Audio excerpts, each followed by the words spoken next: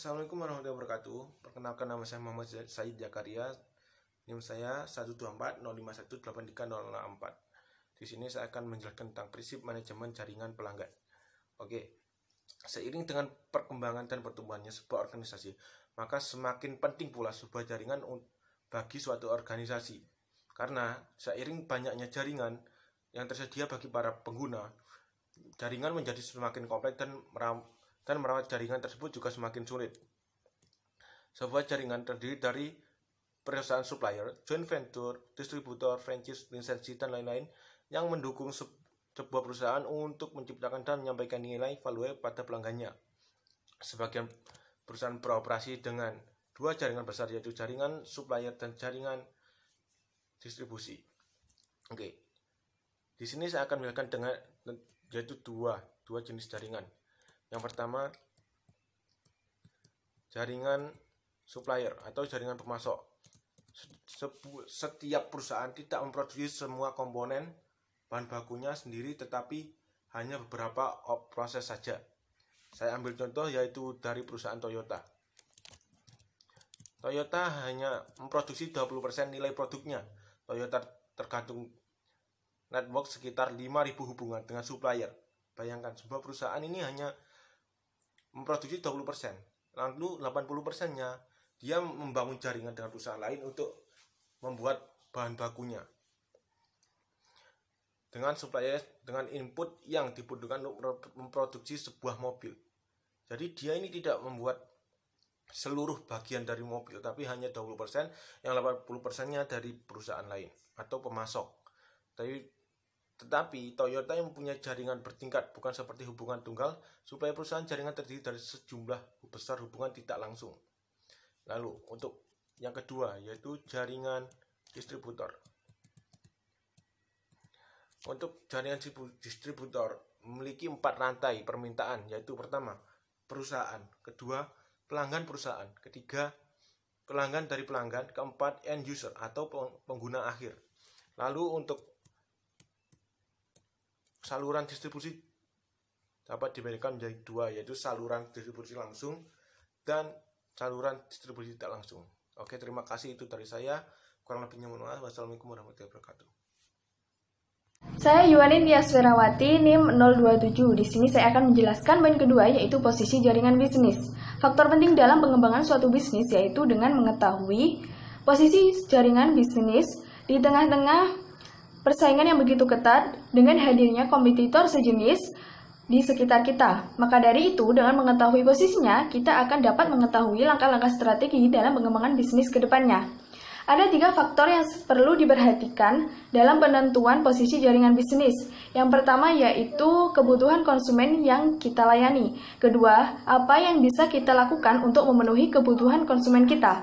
Dan yang ketiga yaitu apa yang bisa dilakukan kompetitor bisnis sejenis yang melayani pangsa pasar yang sama. Dari ketiga faktor tersebut akan menghasilkan zona dalam menentukan arah bisnis kita. Zona yang pertama yaitu the winning zone atau zona kemenangan. Hal ini terjadi apabila kita bisa memenuhi kebutuhan konsumen sedangkan kompetitor kita tidak bisa melakukan hal tersebut. Yang kedua yaitu the losing zone atau zona kekalahan. Hal ini terjadi apabila kompetitor bisa memenuhi kebutuhan pangsa pasar sedangkan bisnis kita tidak melakukan hal tersebut. Konsumen akan beralih ke kompetitor dan bisnis kita terancam tenggelam dan hilang. Yang ketiga yaitu the risky zone atau zona berbahaya. Zona ini terjadi apabila bisnis kita dan kompetitor sama-sama bisa memenuhi kebutuhan mangsa pasar dan yang terjadi adalah perang diskon, banding harga, margin keuntungan yang tipis selalu menghantui setiap langkah bisnis kita. Sehingga langkah-langkah yang harus kita lakukan yaitu memberi inovasi dengan memberi nilai tambah pada bisnis kita yang belum dilakukan atau belum diterapkan oleh kompetitor. Dan yang terakhir yaitu the down zone atau zona dungu. Zona ini harus dihindari oleh setiap usaha, yaitu di mana kita dan kompetitor sama-sama terjebak dalam bisnis yang produknya tidak dibutuhkan oleh konsumen. Jika berada di zona ini, maka kita bisa mempertimbangkan untuk meninggalkan bisnis ini dan beralih ke bisnis yang produknya lebih dibutuhkan oleh pasar. Terima kasih. Saya Sahrani Khairunisa, NIM 036. Selanjutnya, saya akan menjelaskan tentang manajemen jaringan dan CRM. Yang pertama, manajemen jaringan. Ada beberapa tugas-tugas dalam manajemen jaringan, yaitu mengatur lalu lintas data, mengawasi jaringan, meningkatkan otomatisasi, menyediakan fitur keamanan, mengawasi waktu respon, memperbaiki kemampuan, dan meregistrasi pengguna. Dan untuk peran manajemen jaringan, yaitu mengontrol kerumitan, pelayanan yang semakin baik, mengontrol aset perusahaan, mengontrol biaya, menyeimbangkan kebutuhan yang bermacam-macam, dan juga mengurangi waktu tunggu. Yang kedua yaitu CRM, atau singkatan dari Customer Relationship Management, yang artinya yaitu strategi bisnis yang memadukan proses, manusia, dan teknologi. Dan tujuan dari CRM itu adalah untuk mengetahui sebanyak mungkin tentang bagaimana kebutuhan dan perilaku pelanggan untuk selanjutnya memberikan sebuah pelayanan yang optimal dan mempertahankan hubungan yang sudah ada. CRM dapat menjangkau banyak bidang dalam organisasi, termasuk yaitu penjualan, layanan pelanggan, dan pemasaran. Manfaat dari manajemen hubungan pelanggan yaitu seperti komunikasi dengan klien yang lebih cepat dan efisien, memperbaiki customer service, mengotomatisasi bisnis, salah satunya sales automation, meningkatkan efisiensi tim sales, marketing, dan customer service, memperbaiki analisis data dan pelaporan, memaksimalkan upselling dan cross-selling. Lalu yang terakhir yaitu meningkatkan penjualan dan pendapatan. Sekian dari saya dan akan dilanjutkan oleh teman saya. Assalamualaikum warahmatullahi wabarakatuh. Perkenalkan, nama saya Kairunisa, NIM 012. Di sini saya akan menerangkan tentang hubungan dengan pemasok. Pengertian dari pemasok adalah suatu sistem jaringan di perusahaan yang terhubung, terangkai, saling bergantung, dan saling menguntungkan dalam organisasi yang bekerja sama untuk mengendalikan, mengatur, dan mengembangkan arus material,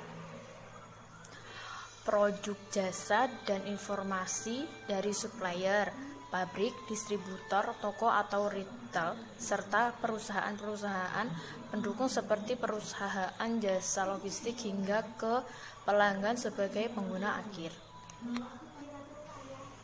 Manfaat manajemen pemasok bagi perusahaan: nomor 1, pengurangan biaya, nomor 2, mendorong inovasi, yang ketiga, kolaborasi, yang keempat, peningkatan proses kerjasama di kedua belah pihak. Selanjutnya yaitu hubungan manajemen pemasok atau penerapan manajemen hubungan pemasok. Yang pertama yaitu membangun kerjasama yang langgeng, berinvestasi melalui teknologi. Yang ketiga, melakukan pembayaran ke pemasok tepat waktu. Yang keempat, perjanjian pemasok yang disederhanakan. Yang terakhir yaitu nomor 5, evaluasi resiko. Kenalkan, nama saya Ayu Novelia, NIM 043. Saya akan menjelaskan hubungan dengan pemilik atau investor. Hubungan investor adalah tanggung jawab manajemen strategi yang mengintegrasikan keuangan, komunikasi, pemasaran, dan kepuasan hukum sekuritas yang paling efektif, memungkinkan komunikasi dua arah antara perusahaan, masyarakat, keuangan, dan konstituen lainnya, yang akhirnya memberikan kontribusi untuk perusahaan sekuritas mencapai penilaian adil. Biasanya hubungan investor adalah departemen atau orang melaporkan kepada Chief Financial Officer atau bendahara. Dalam beberapa perusahaan, hubungan investor dikelola oleh Public Relations atau komunikasi corporate department, dan juga dapat disebut sebagai Public Relations keuangan atau komunikasi keuangan. 1. Hubungan baik dengan investor. Sebuah perusahaan, baik setingkat rintisan, mikro, kecil maupun menengah atau UMKM, atau bahkan yang sudah berskala besar, selalu butuh modal sebagai pelicin putaran mesin usaha mereka. Yang kedua, Cara menghindari kerugian target investasi tetap tercapai antara lain: 1. Sesuaikan investasi dengan tujuan dan tipe investor. 2. Perhitungan resiko.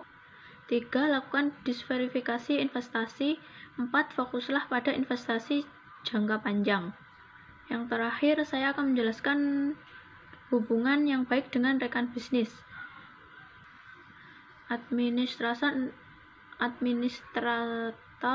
16 Agustus 2018 sebagai pebisnis tentu harus mampu menjalin relasi baik rekan dalam membangun bisnis bersama maupun dengan pihak luar.